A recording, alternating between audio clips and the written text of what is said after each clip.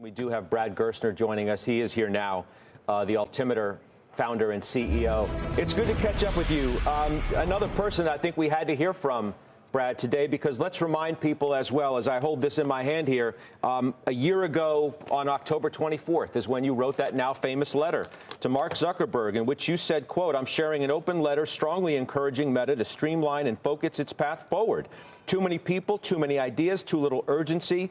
That lack of focus," you write, "and fitness is obscured when growth is easy, but deadly when growth slows and technology changes. You lost the confidence of investors."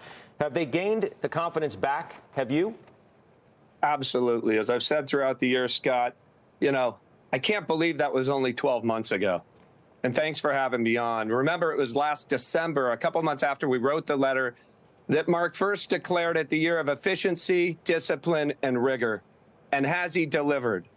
Imagine a year ago thinking that they could reaccelerate the top line of the business while doubling free cash flow from $18 billion to $35 billion. And at the same time, let's talk about efficiency. He and Elon Musk stand atop the heap of efficiency. They've reduced headcount 24% year over year, from 85,000 to 65,000 employees.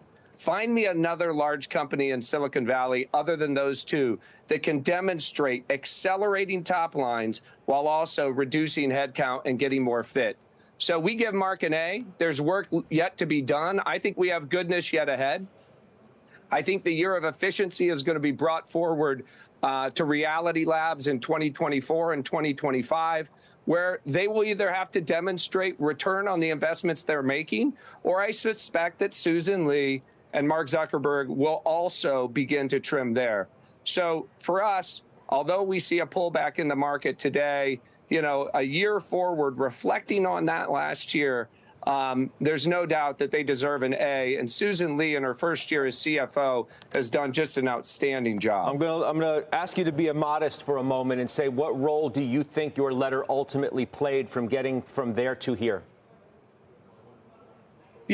All the credit here goes to Mark Zuckerberg, Susan Li, and the team. But I do think that the idea of fitness and efficiency, right, we were one of several calls really to usher that in Silicon Valley. And as I said at the time on your program, this was an open letter not just to Mark Zuckerberg and Meta.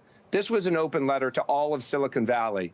For the companies that have gotten on the right side of efficiency and fitness, right, they're doing a great job like Meta is.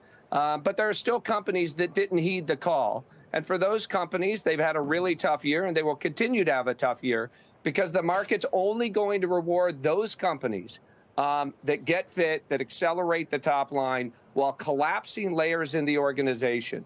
The age of excess ended well over a year ago. And I give a lot of credit to Mark Zuckerberg for leading the way. Efficiency is now the lexicon of Silicon Valley, and he deserves a lot of credit for that letter he wrote in March to make that happen. Yeah.